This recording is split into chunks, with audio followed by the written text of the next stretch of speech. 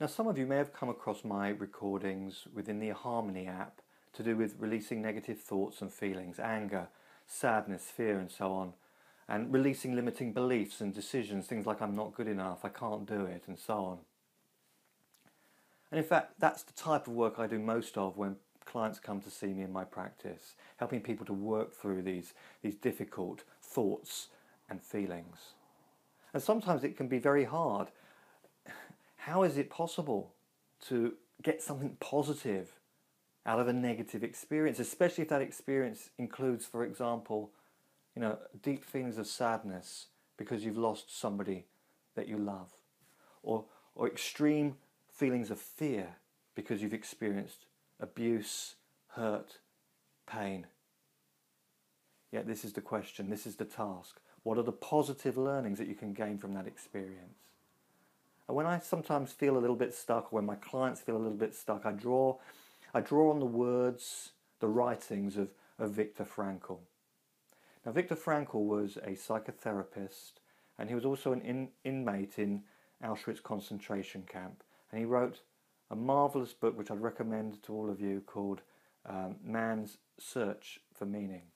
It's a slim but very profound volume. And within the pages of this book are a number of very inspiring stories. Now, one of them is where he describes being forcibly marched in the middle of a Polish winter, virtually starving to death to dig a railway track, and people are dying at the side of the street. And whilst this is happening, he's imagining himself at the Vienna University after the war, lecturing on the psychology of a concentration camp victim. Now, to me, this is an incredible example of someone who's obviously a victim, but he's choosing not to think like one.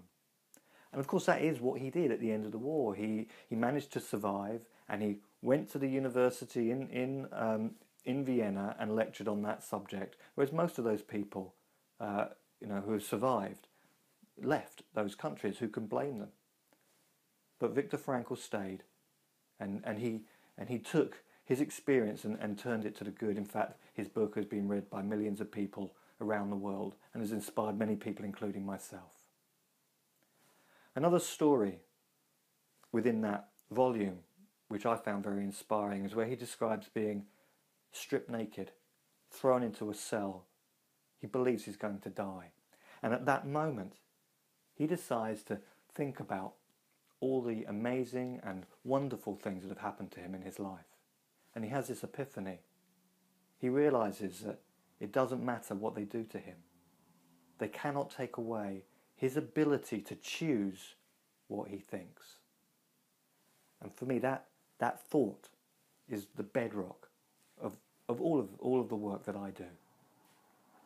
It's all about moving from a place of feeling like a victim of something to recognizing that you're in control. That no matter how difficult, how challenging the experiences that you've had in the past, it's possible to come back from that and to live a good and positive and uplifting life.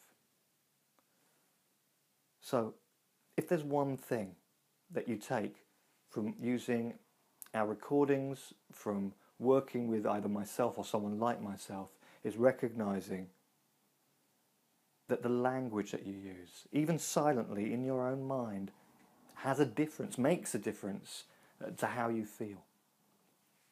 That it helps you to shift your perspective. And when you shift your perspective, it's possible to transform anything and to move from that place of being like a victim to having power and control in your life.